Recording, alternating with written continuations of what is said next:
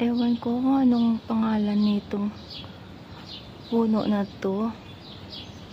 Pero yung ano niya, yung bunga niya, kapag hinog na siya, yung buto niya para siyang para siyang bubble gum na sticky. Pagkatapos kapag kinain mo siya, medyo sticky pero matamis siya kapag hinog na. Ginagawa nila itong pickles dito, or pwede mo siyang kainin na hindi kamili na pickles, pero masarap din siya. Para siyang figs, ganyan siya ang itsura niya. Ayan.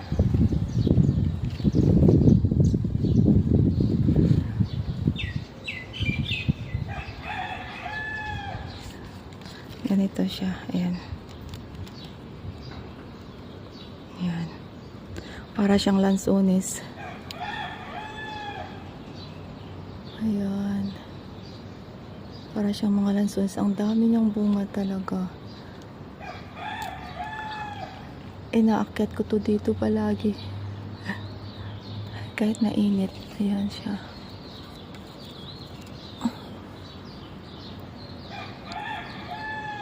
Ganun. Ganun ang dami na doon, oh. Hindi ko siya makuha. Para siyang lansones talaga. Pero yung sa loob niya, yung buto niya, malagkit-lagkit na para siyang chewing gum. Hindi ko alam kung paano ito gawin na atsar. Ayun. Meron dun sa taas. Oh, hinog na.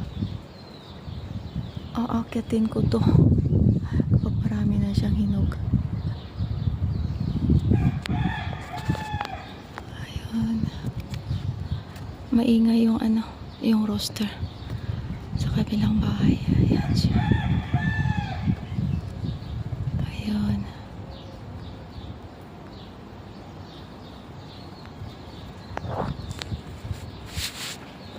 At kapag nahulog siya sa baba, naging sticky na rin. Ayun. Naging yung namin. Naging sticky siya. Ayan.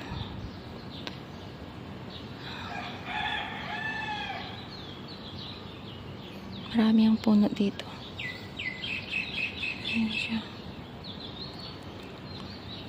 Ayan. Kinakain rin to ng ibon eh.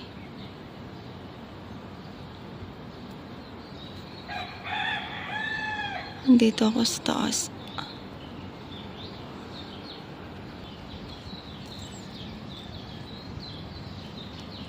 Ito yung buwan ng pag niya. Pag nahinog na siya, tag-init.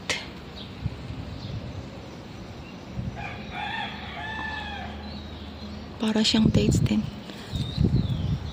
Ito yung buwan nila, yan.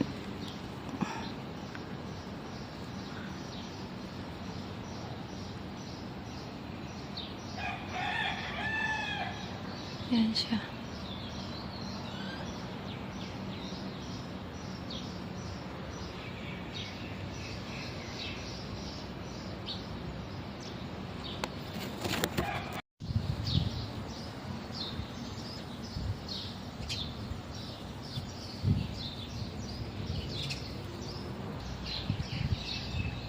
Ayan ang dates. Namumunga na siya.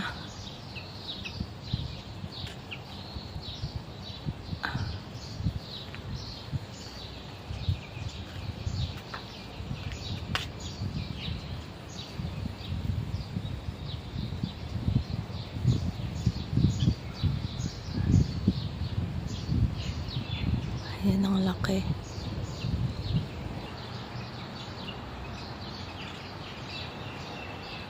Ayan.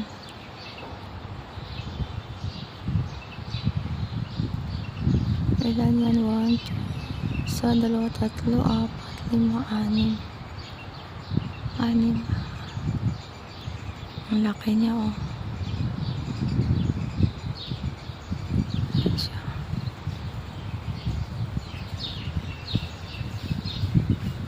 Pero mataas.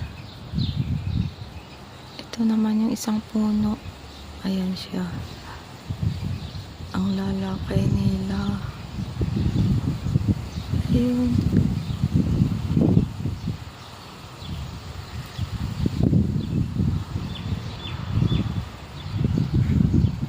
Ayan.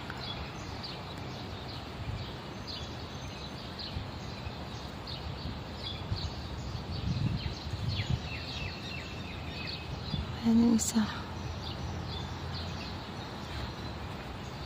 Ang taas niyan. Ayan. Ayan naman yung iba dito.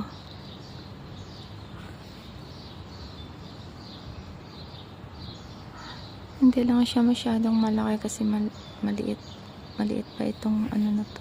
Tides na to. Ayan yung iba. Ayan.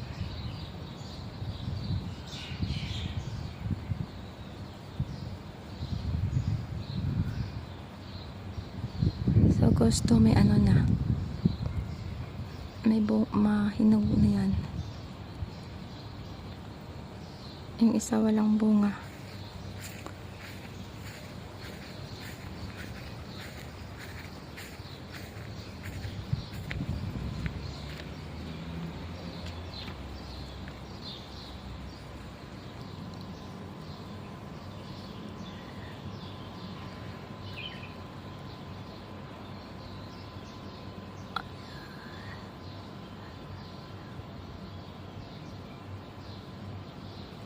Dami niyang bunga.